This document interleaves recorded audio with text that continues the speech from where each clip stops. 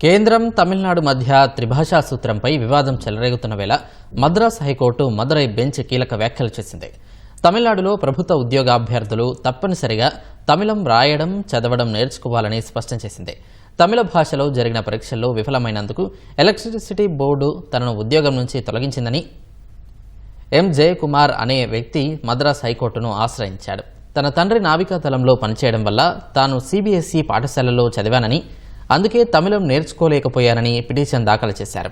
ఈ పిటిషన్పై విచారణ చేపట్టిన న్యాయస్థానం ప్రజలతో మమేకమవ్వాల్సిన ప్రభుత్వ ఉద్యోగులకు మాతృభాష తెలియకపోతే రోజువారీ విధులు ఎలా నిర్వర్తిస్తారని ప్రశ్నించింది. ప్రభుత్వ ఉద్యోగులకు రాష్ట్ర భాష వచ్చి ఉండాలని, లేకపోతే వారు తమ విధులను సమర్థవంతంగా నిర్వహించలేరని ధర్మాసనం అభిప్రాయం వ్యక్తం చేసింది. ఈ కేసును 6 నెలల పాటు వాయిదా వేస్తున్నట్లు పేర్కొంది.